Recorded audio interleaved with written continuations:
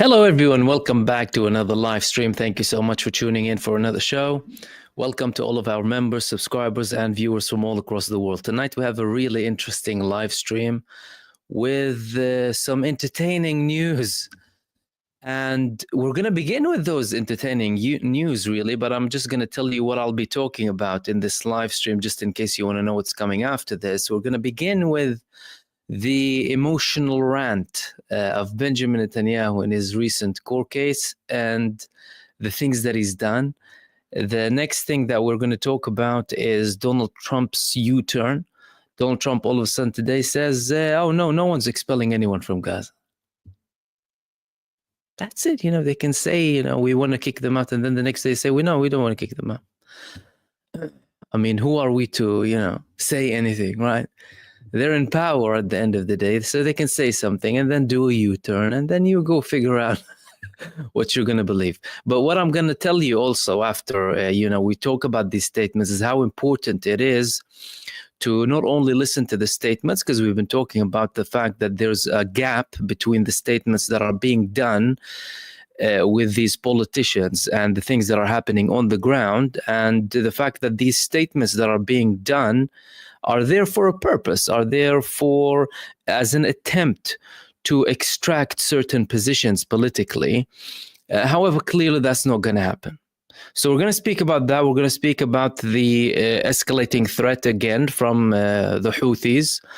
And we're also going to talk about some interesting news from the Israeli families, prisoners of war, appealing to the High Court to get the electricity back to Gaza. And then we'll speak about why. And then the United States is reducing. Now, that's it. They're going to reduce the aid to Egypt. Why is that happening? Is that linked to the Egyptian position? And what does everything mean in this whole story? Alongside, of course, a couple of things. And if we have time, I have a lot to talk about tonight. We'll open the space up for the community. So we'll begin with the Benjamin Milekovsky / Netanyahu / Bibi. Bibi bursts into tears in court. You made my life miserable. You made my life miserable, he's saying to the judge. No, in the Bibi tone.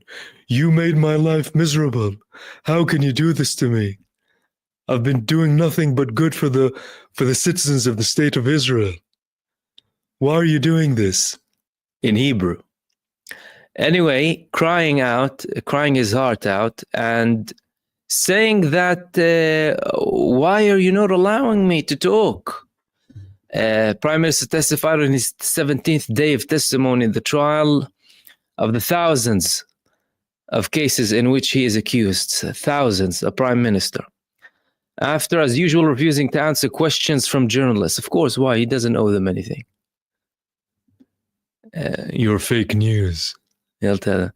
Refusing to answer questions from journalists. At one point, he lost his composure and shouted at the judges. They took my life and made it bitter. Give me the right to smash the bricks.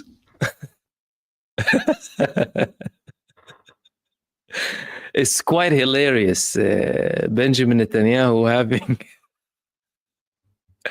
having these outbursts. Anyway, why did he have all of this rant? Why did he have all of this rant? I'm going to talk about this rant here. He had this rant because his solicitors, they were speaking, of course, on his behalf. And then Benjamin Netanyahu wanted to speak.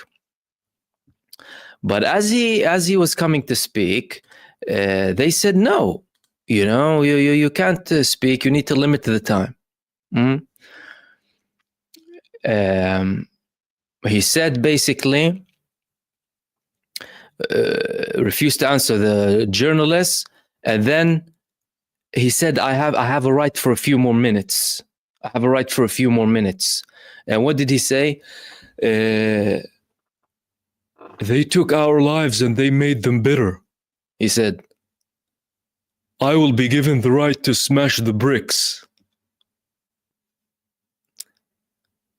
And then, in response to the outburst, the head of the panel of judges, Rivka Friedman Feldman, this is the same woman that told him to sit down and shut up last time. She said, Mr. Netanyahu, lower your tone. Basically, be quiet, little boy. Be quiet, little boy, again. Anyway, little boy, he actually became quiet. I mean, well, what can he do? Can he do anything else but be quiet? He remained quiet, but then he lost it again. And he started to shout and scream and cry. All of a sudden, he clearly lost all of this, all of his temper. He lost his composure. He lost everything. It's not the first time. He did it previously. Well, he was humiliated previously, but previously he was a little bit emotional. But this time you're talking about a different level of emotional. You know, having all of this drama and acting all emotional, and they made our life miserable, and they made our life hell, and you know, making everything bitter.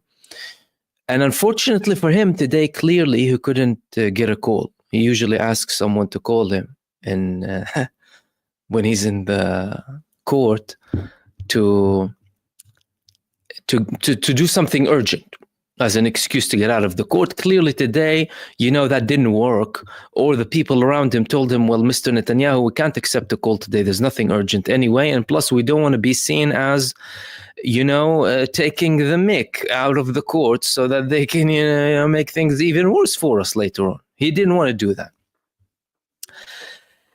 So emotional Bibi, it isn't going to help him. It isn't going to help him. But I hope that people understand how, you know, all of this court case of Benjamin Netanyahu, he's been trying to delay all of that.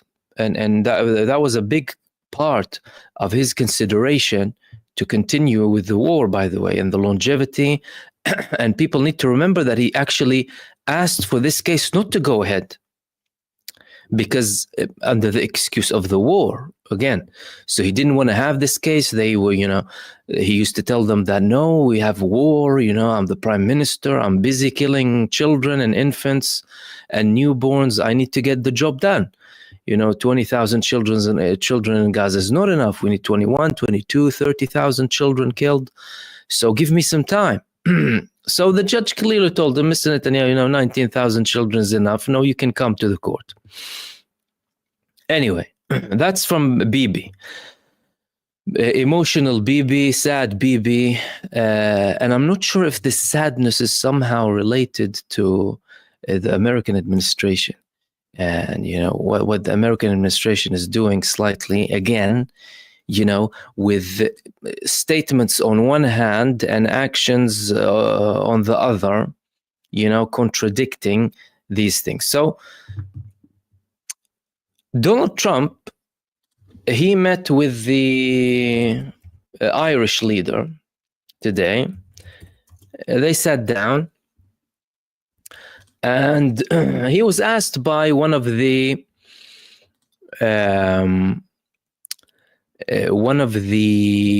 journalists, oh, well, who was the Irish prime minister was asked, right?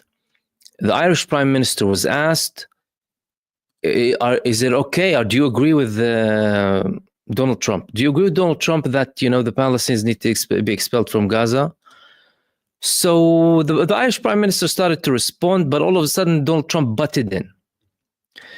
Donald Trump butted in, saying that no one is expelling anyone from Gaza. What do you mean no one is expelling anyone from Gaza? You've been telling us 2 million and they will need to leave, and with 20 years of rebuilding, there's nothing to remain there for. It's a demolition site. It's a this, it's a that. How many times did he repeat that he's going to expel the people of Gaza? Clearly, he was offended by the question. And how do we know that? Well, it's because first he butted in, number one. He didn't even let the Irish prime minister continue. And then he was asking, oh, from which network are you? And then, you know, I'm not surprised. I'm not surprised because she's from it. Clearly, he's getting angry from everyone who challenges him. So he said no one's expelling anyone from Gaza. Now, whether he said that statement, by the way, as an irrational kind of or emotional response or whatever it is, he said it.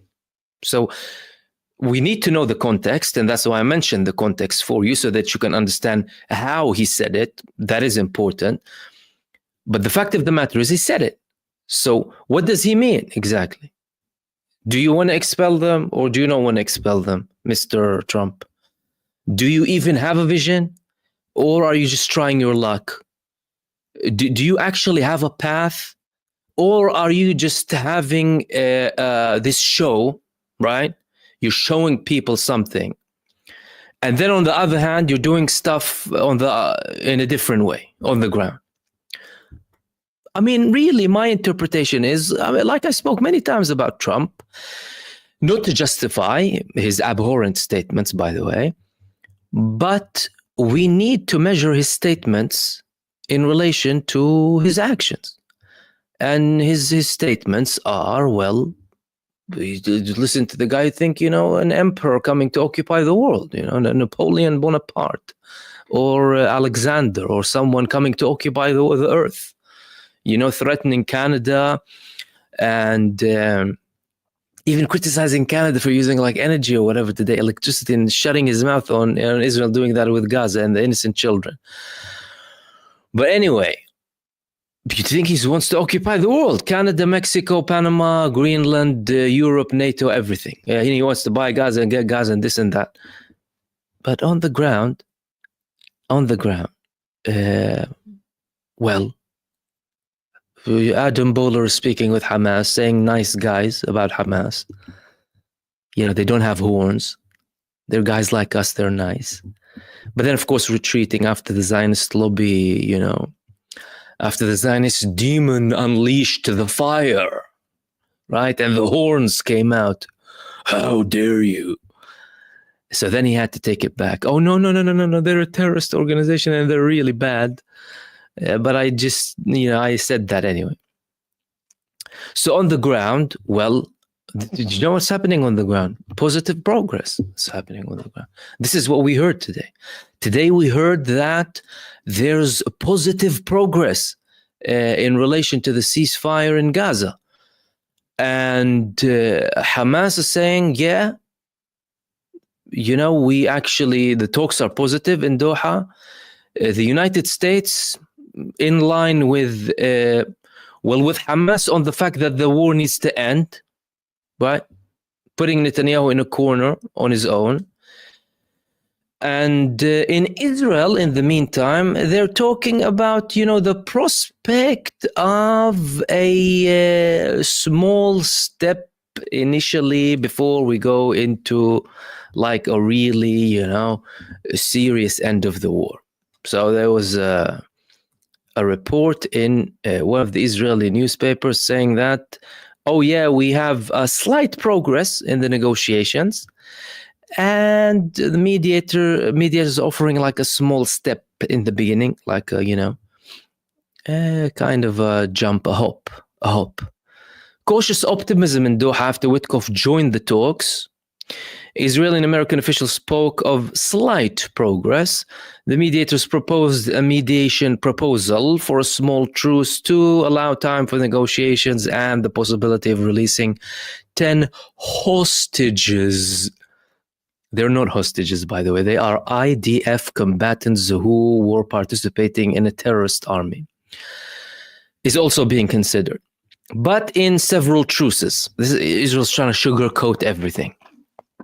In several truces, as in several nukes. The US does not want to see a return to fighting, but agrees a deadline must be set. What do we understand from this? That there is progress, number one. Number two, that progress is in line with the thick lines of the Palestinian resistance and in line with all of their core demands, which include, in phases 2 and 3, the ending of the war and the rebuilding of Gaza, and Israel having no say in the day after in Gaza. Israel already had reports that they confirmed that, but they're trying to act in a different manner. Likewise with the United States administration, who are trying to also, act like these cowboys, but on the ground, they're talking.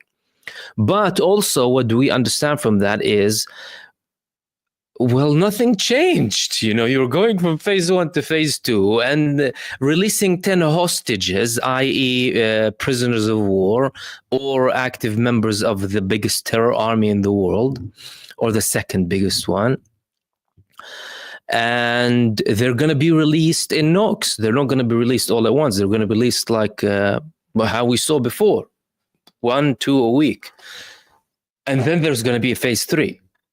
So, number one, if we go into phase 2, it will be similar to what was outlined initially. Number two, not all of the remaining prisoners of war will be released. And number three, Israel has to confirm that they're going to end the war. That's it. Why? Because, the United States wants that. And Israel wants that too. Hamas wants that too. And the Palestinians, of course. The Palestinian as well. Hamas is negotiating on their behalf. However, there are two sides angry about Hamas talking with the United States. Do you know who they are? They are Israel. Israel is unhappy with the fact that, the United States is talking with Hamas. How dare you? But then there's another person who's upset about Hamas talking with the United States. It's this man over here, the hero of Palestine, Abu Mazen, the Palestinian president of the PA in the West Bank. Hamas are bypassing the national mandate, and this is treason. They're talking with the United States. Ooh. Says who? Says, what do we call him? Willy Wonka? What should we call him? Abu Mazen. He doesn't move unless authorized by the Israeli Shin Bet. He once was invited to Qatar for talks about the ceasefire after the 2008 war. I still remember that very well. And he didn't attend. Why? You're the Palestinian president. We're talking about a ceasefire in Gaza. Because he actually wanted that war, and he wanted to return on the tanks of, what was it, Olmert at the time. And the Qatari emir at the time, he said, he couldn't come because he said, Abu Mazen said, if I come, they'll put a bullet in my head. And now they're criticizing Hamas. How dare you talk with the United States, you treacherous bypassers of the national mandate.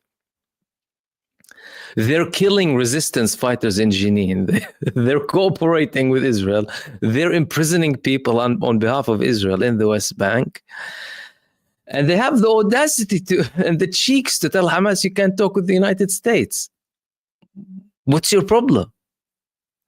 The presidential spokesman emphasized that Hamas contacts with foreign parties were exposed on the eve of emergency Arab summit in Cairo. Oh no, foreign parties, which culminated in an Arab consensus in support for the Palestinian cause, constitutes a circumvention of the Arab summit resolutions. Wow. End the division, they're saying. Hamas, end the division and on the Gaza Strip and unified national framework. Dude, they've been calling you for a national framework for eternity now. Firstly, when they got elected, they called for a national unity government, but the Palestinian Authority was keen on having every key position so that they can hand it to Israel. And Hamas told them, sorry, no. Otherwise, they welcomed them as a losing party for a national unity government, 2006. And then, of course, they had the backing of Israel and other countries too. But now they're pretending like, they are, the national heroes who don't speak with foreigners. and Hamas are bypassing the national mandate. How sad. How sad is that? So they're not happy and Israel is not happy. I mean, it's normal, you know, the PA is not happy and Israel is not happy. Two coins, two sides to the same coin. I mean, they could be two coins, I mean, same kind of value or what have you, but yeah, okay. Which moves us to the next point. The next point is, well, 50 family members of the Israeli kidnapped or prisoners of war inside of Gaza, they filed an urgent petition with the High Court of Justice against Benjamin Netanyahu. What did they say? What did they want exactly from the High Court? They said, no, do not cut the electricity off Gaza. Do not cut the electricity off Gaza. How can you cut the electricity off Gaza? Why would the families of the prisoners of war say that Israel shouldn't cut the electricity off Gaza? It's because, according to them, this is a decision that directly and immediately endangers the lives of the hostages, i.e. IDF prisoners of war, who were members of an army of terror, who cannot protect themselves. So, I mean, they're not really worried about the people of Gaza. They're worried about the prisoners of war. But they still they still are filing something against the government. And that's, by the way, that's serious, you know, because the Supreme Court is still a Supreme Court in Israel. And, you know, Benjamin Netanyahu, by the way, that's why he wants to get rid of the judicial, you know, he wants to have this judicial reform so that he can actually control everything to do with the Supreme Court, because they still have a level of independence. But it still can have an effect. Now, I believe that Israel is actually cutting off the electricity because they want to apply pressure on the Palestinian resistance. They always punish the population by doing that, using war crimes to extract certain positions out of the Palestinian resistance. However, I don't believe that if they reach an agreement on phase 2, that's going to continue. I don't think it's going to continue. Moving on. Next thing that I wanted to talk to you about. Yemen, Ansarullah. And Yemen, Abdul Malik al-Houthi had another statement today. What did he say? Resuming, I love how things are translated sometimes, Mr. Leader. Resuming the targeting of Israeli ships is the first step, and our ceiling is very high, and all options are on the table. So, Abdul Malik al-Houthi is saying basically, don't think that we're just, you know, attacking ships here and there. You know, we still have Palestine too, and hypersonic missiles and all the lot and what have you, ready for action. So you better hurry up, Israel, and better hurry up, mediators too. You need to get a solution. Otherwise, the ballistos will be landing on Jaffa, on occupied Jaffa. So be careful. And now, you know, what they're doing now is already serious, right? Red Sea, Bab el-Mandeb, Gulf of Aden, and the Arabian Sea embargo, everything, and including on anyone, you know, related to Israel. So this blockade isn't just an Israeli ship. This blockade is, you know, against any Israeli linked ship. He said, this is the first step, and our ceiling is very high, and all options are on the table in our practical preparation and implementation.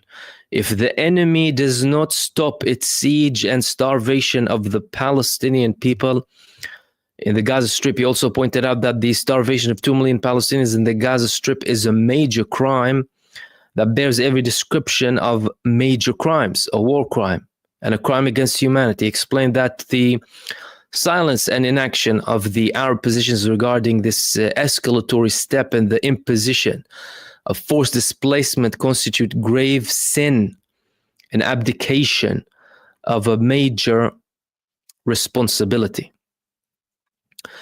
So Ansarullah are not joking, and again, we take them seriously because these people, at the end of the day, they actually do what they say. They say we will, and then they actually do, and that's clear. And no Arab country is doing what Yemen is doing. Next thing that I wanted to talk to you about, the United States and Egypt and Israel, a relationship that we have been speaking about for a very long time. It's a relationship that is very important to understand, to analyze how it affects the Palestinian case, especially in Gaza, because Gaza is a junction, is the main kind of location, the key point where this relationship between the United States and Israel and Egypt is represented. Of course, Egypt, a strategic ally to the United States, they have a peace treaty with Israel, but despite this peace treaty, they still only or primarily train their army against Israel, as in they constantly prepare for the next war. They have been doing that ever since they signed this peace treaty. All of the Egyptian army's preparation is against the northeastern front, i.e. Israel. And they had unprecedented deployment in the Sinai Peninsula that we've been talking about. Again, unprecedented numbers on the Israeli borders, on the borders with Gaza. The top military figures on the Philadelphia corridor. Drills next to Gaza, next to Rafah. They're preparing. Israel worried. Israel also complaining to them. Israel complaining to the Americans. However, their relationship with the United States is also very linked. No, it's not just with Israel, and the United States acts like the main party trying to resolve any tensions between Israel and the Egyptian side. But now, well, the United States is saying that we want to actually reduce the military aid starting from 2026. This is the confirmation that just came today, by the way.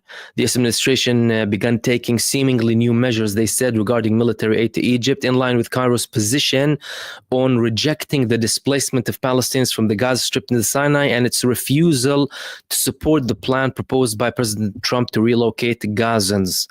Egyptian diplomatic sources revealed that Cairo has received official notification from the United States regarding this decision to reduce military aid to Egypt under Trump, with this decision set to take effect next year. According to an Egyptian diplomat in Washington, the US administration recently informed Cairo of its decision to reduce the military aid to Egyptian army. However, the notification did not include precise definition of the cut, which is expected to be determined later following consultations with the relevant US administration bodies.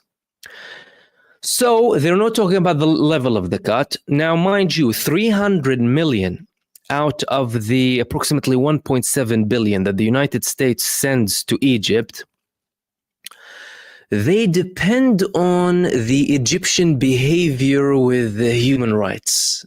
The patrons, the pinnacle of human rights, right? The ultimate representation of human rights. The United States ties their, aid to Egypt with how much they stick to human rights, The country that has Guantanamo, right, with totally illegal imprisonment, administrative detention, but the level of Israel, the country that had over 100 wars in the past century, the country that killed tens of thousands of millions, tens of millions of innocent people, the biggest administration of terror in the world. They're saying, 300 million, they rely on your humanitarian, your human rights record. And Egypt always, by the way, complained to the Americans. Now, of course, we spoke about the level of aid, 1.7 million, 1.3 million, whatever it is.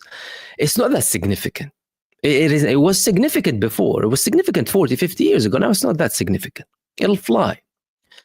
And as a matter of fact, I mean, what? I made a calculation. I hope I didn't make a mistake. I think if every Egyptian pays just around $11 or so, a bit more probably, they'll cover all of that US aid a year.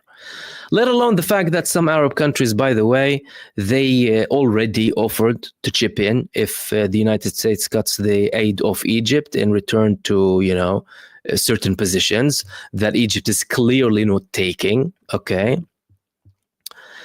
And, well, the Egyptian president, again, regardless of what you think about Egypt and their position in Gaza and lack of getting into the war and blah, blah, blah, all of that. And the fact that, how the government came, all of that doesn't matter. I'm talking about what's happening on the ground. So people need to understand that there are problems. There are genuine problems. And this is a representation of them. The Egyptian president was invited to Washington. He didn't go. He refused. He did not accept a United States president invitation to the White House. I'm not going to come so long as this offer, so long as this proposition is on the table. The ethnic cleansing of Gaza. And again, they're doing that despite Trump having this statement before, by the way, that no one's going to expel anyone from Gaza. Despite that. However, what we need to understand from this is that the tensions are real. It's not a joke.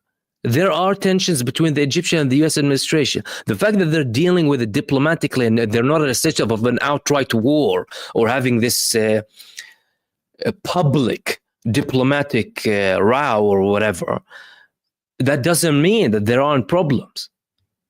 There are problems, like there are very big problems between the Egyptian side and Israel.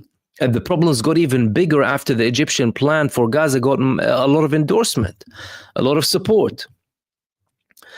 However, well, they're trying not to break all, of the tools with Egypt. That's why I'm saying we will reduce the military aid. They didn't say by how much. So they're opening a space here for assumption, trying to use it as leverage. Again, I'm sure the Egyptians will be going to Washington and US officials will be in Egypt, like some Egyptian officials speaking with the Israelis, and their Israelis are in Egypt too, not only for the talks about Gaza, but also for the talks about their relationship directly. Which leads us to the following point that I just wanted to kind of bring to your attention, really, before I open the space up for the community. We spoke about the drill that Iran and Russia and China are going to be having. And now they're also having a trilateral meeting in Beijing on March 14th. That was updated from the Iranian foreign minister. He said that Iran, Russia, and China will be meeting in Beijing, and they will be talking about issues of mutual concern for these countries' regional and international developments, as well as cooperation through the BRICS and the Shanghai Cooperation Organization.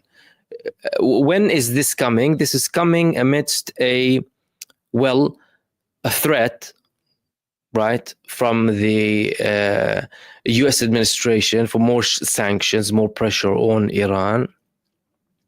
Although things are looking to get resolved in Russia, we had a report that, we might have a ceasefire for 30 days initially. The Russians are asking the Americans for certain reassurances before they go into this.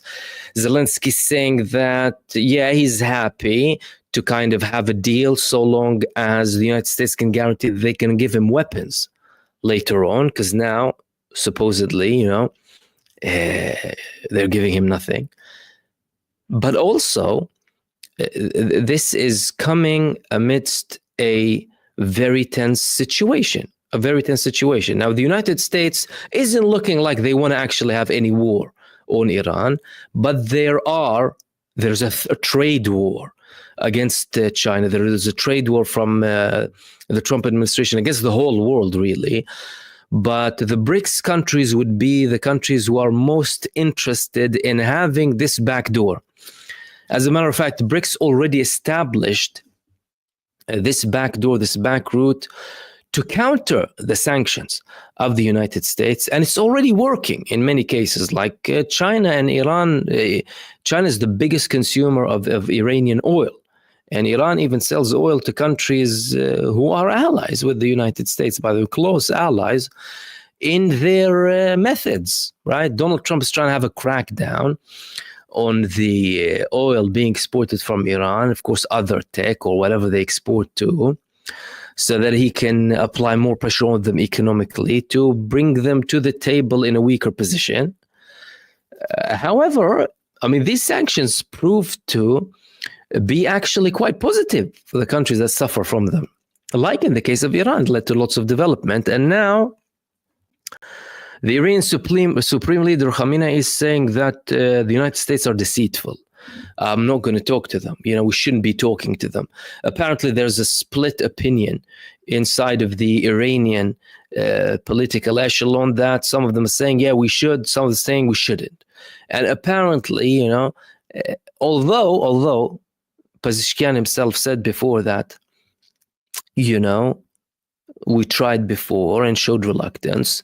Apparently, some people say that he actually is interested, whereas the Supreme Leader and those who take more of a harder stance in Iran are not. And the actual excuse is, well, we went into talks with them. They took 2 years. And all of a sudden, when Trump came to power, he ripped it apart. He ripped it apart not for the sake of the US. This is what people need to know. He did not rip it apart for the sake of the US. He ripped it apart for the sake of Israel, for the sake of Benjamin Netanyahu. The Israelis always lobby. No, don't have a deal with Iran. They don't want any competitor in the region. And Iran, of course, is a big competitor. However, what that showing is, and I just wanted to have a link to it briefly in this live stream, is that this coordination is actually rising, and the talks about the countries, for example, like Russia, for example, shifting away from this trilateral strategic partnership is unlikely.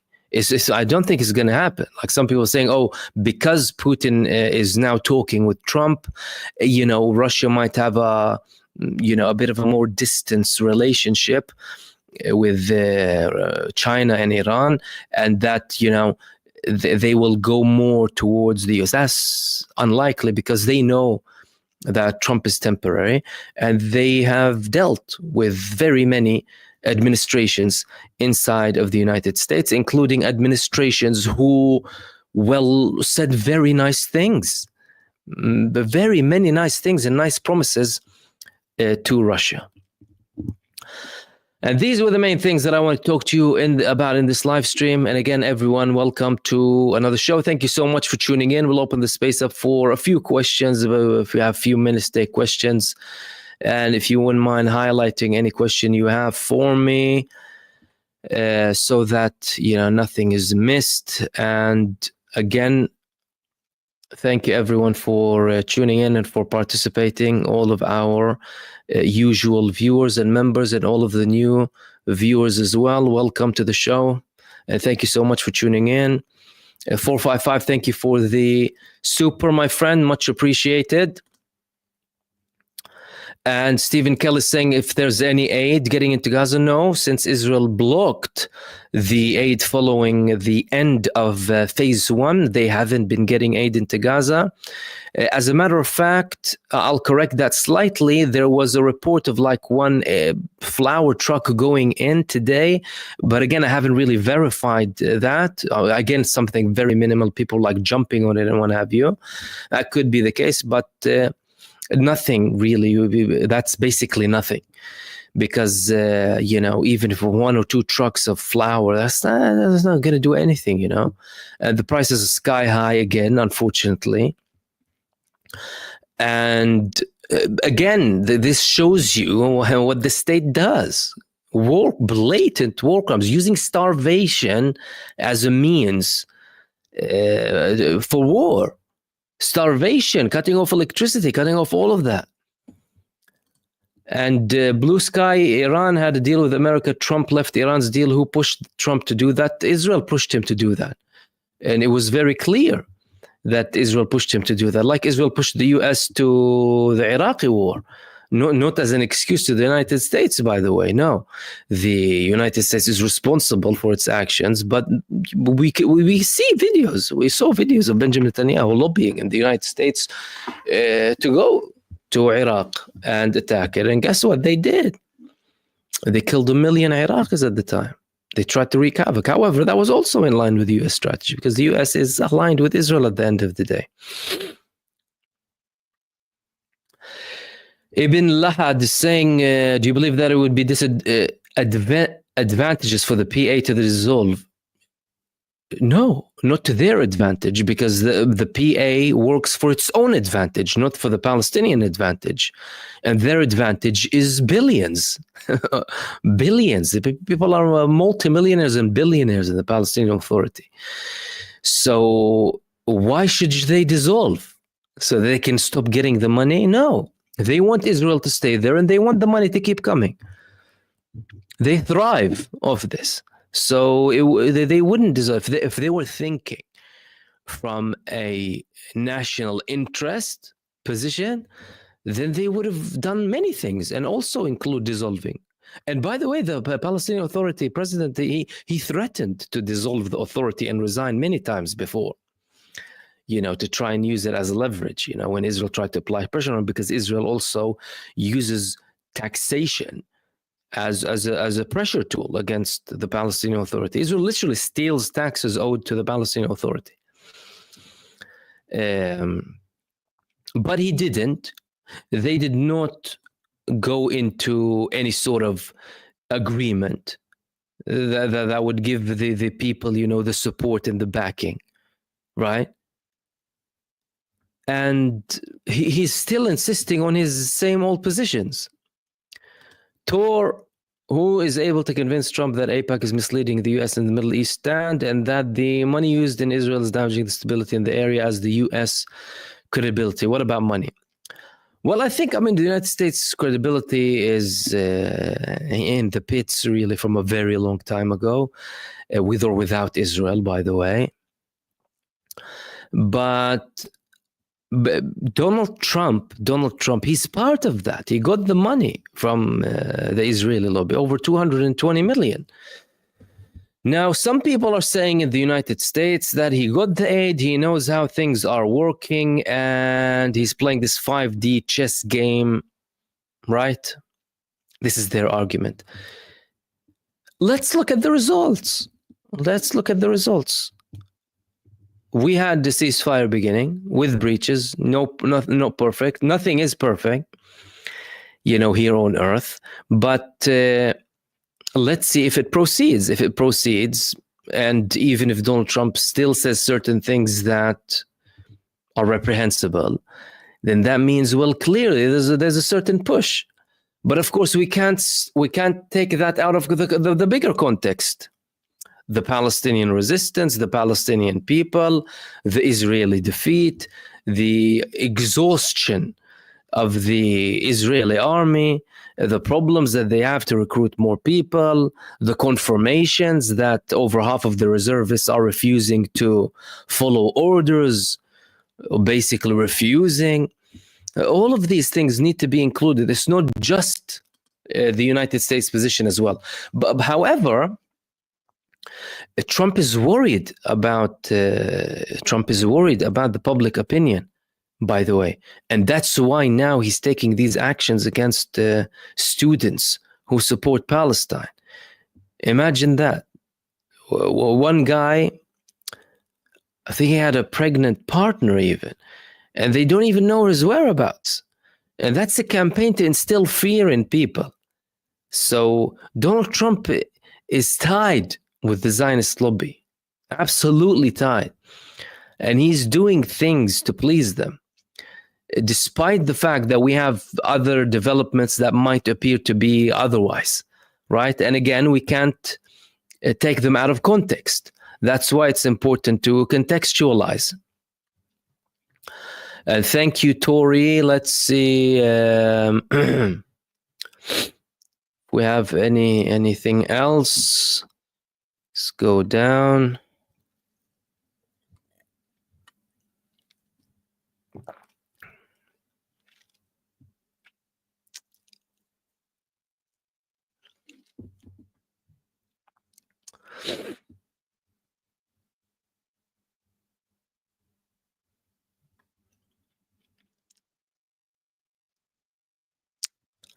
Splatted, will the aid flow again now that we're talking about 10 hostages being exchanged, especially the mobile homes and the heavy machinery? It has to. I mean, the mobile homes and heavy machinery, they have been a very tricky thing that Israel still tried to drag up until the last second and limit to the highest extent, really, because they only allowed very few to get in. And but with regards to the aid, that has to be resolved. Is there a certain mechanism or assurances? For example, will the Palestinian side be asking for certain guarantees before the release of each Israeli prisoner of war? That would be a prerequisite to their release. I think this is what they will do. And that's why they're still going to be releasing them in bits. Because they offered, by the way, Israel from the beginning of the war, we'll stop all of the operation if you release all of the Palestinian prisoners. Israel refused.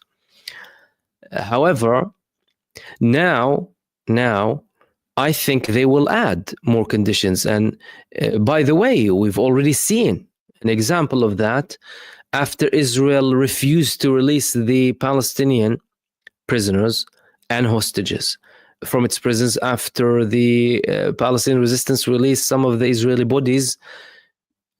Then Hamas told them, we're no longer going to be releasing your prisoners before you release ours, because they totally lost trust at that time. So the exchange became simultaneous. So whilst the resistance in Gaza is releasing the Israelis will be releasing at the same time, and there will be monitoring from both sides. And in the last rounds, they were going to Egypt, not to Israel, by the way. Which means Netanyahu, because of his arrogance and stupidity, made everything more difficult.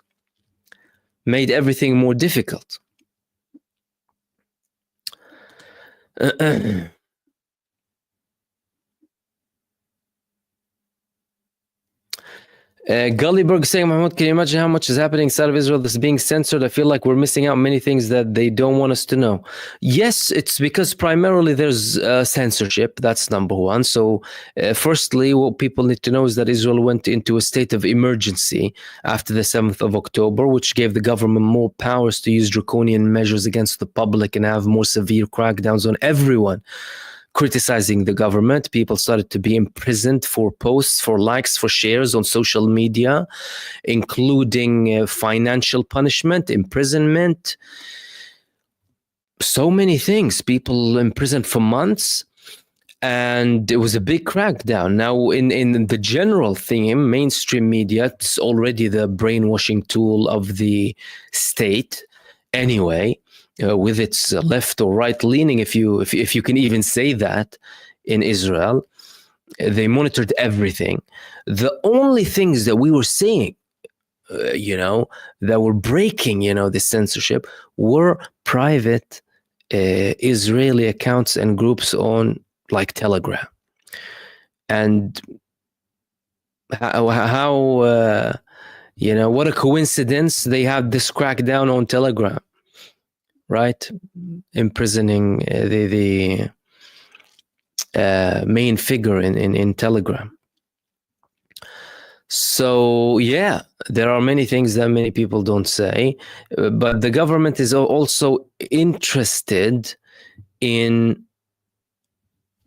continuing this brainwashing and also normalizing extreme radicalism. How? So even when you're talking about Israel, I mean, some things were like, not that acceptable in the mainstream.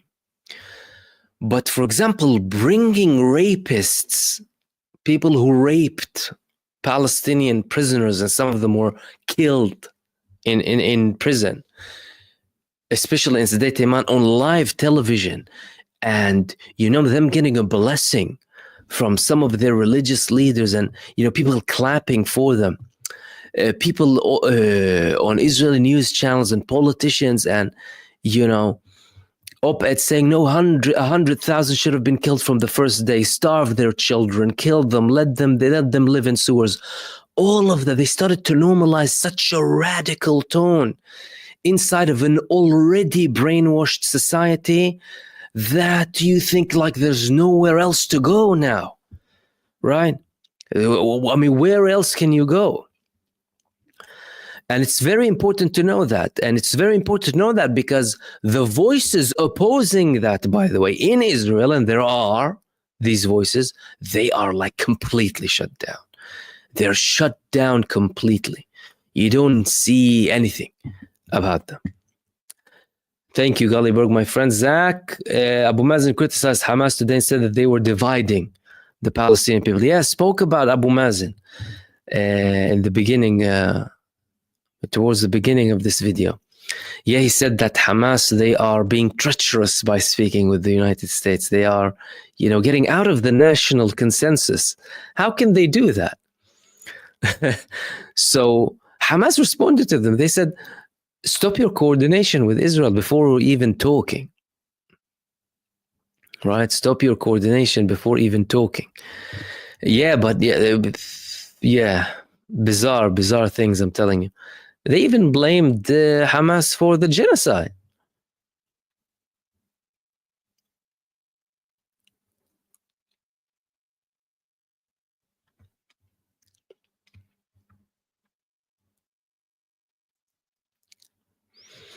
Okay. Stephen Kelly, are Hezbollah planning anything? Well, on the Lebanese front, that's an interesting question. The Lebanese government just recently said that they're having this progress about the talks for an Israeli withdrawal from the south.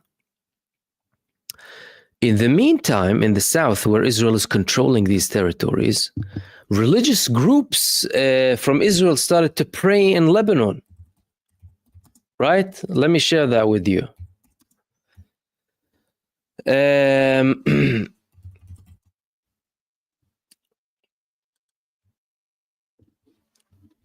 So,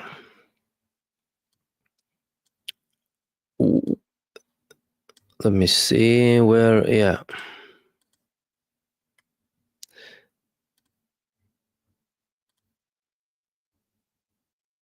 So that was reported several days back, by the way. And of course, those of you who don't know, Israel is occupying 5 points in Lebanon, in the south. And well, the IDF, they allowed some religious Jews to go and pray. IDF escorts hundreds of ultra-Orthodox Jews to pray at a tomb straddling in Lebanon. Visit comes after a week of incidents which Hasidim crossed the border barrier to try and reach an apparent burial place of scholar from the Lebanese side. Of course, this is how it starts. We have a scholar here. In many cases, what Israel did with some Muslim and Christian, like either saints or holy figure, religious figures, they changed the name all of a sudden and told, no, it's Jewish. So now they're doing that in Lebanon. Hezbollah is seeing that. So that's taking place in Lebanon. And Israel, you had moves, settlement movements saying that South Lebanon is actually biblical. And it's an extension of the land of Israel. Hell, Daniela Weiss is saying Saudi Arabia and Iraq and, Egypt, everyone, the greater Israel map. Hezbollah is saying that, Lebanese are seeing that. Israel's trying to show that, look, we're controlling South Lebanon, and, they're trying to send a message that we're here to stay, like what they're doing with Syria too. But Hezbollah are slowly losing their temper, it appears. Why? Well, I heard some statements from their Secretary General saying, at the end of the day, the Lebanese government will understand that these people only understand with force. And they're, at the end of the day, it will be escalating. No ultimatum that is apparent. I'm not sure if there's an ultimatum that is, has been agreed upon between them for either withdraw or we will actually start attacking. But yeah, the government is talking about development. If the United States is really interested in de-escalation, well, they will have to force the genocide occupation soldiers from South Lebanon and let the Lebanese start to rebuild and get the process of recovery. 6,000 martyrs in Lebanon. Thousands of the Hezbollah were also killed too, because they fought, right? And many of the southern villages were destroyed, and people need to go back. So we'll see if that basically works or not. We'll see if that works. And Fred Haddad Jr., thank you so much for your kind comment, and everyone else participating. Let me see if I have time. For a couple of other... Ibn Lahad is telling me, thank you, however, I misunderstood what I'm asking. Oh, sorry about that. He said, if it would help Palestinian independent if the PA dissolved. Yes, but it can help, of course, but there needs to be a roadmap to that. The problem is if you dissolve them now, and you'll create vacuum. So, that could be better or worse. We don't know what can come after that. However, the fact that, or the step of dissolving something, I think it needs to come if there's a genuine roadmap with implementable steps that are very realistic, right? It's not like, we could just dissolve and see what happens, if that makes sense.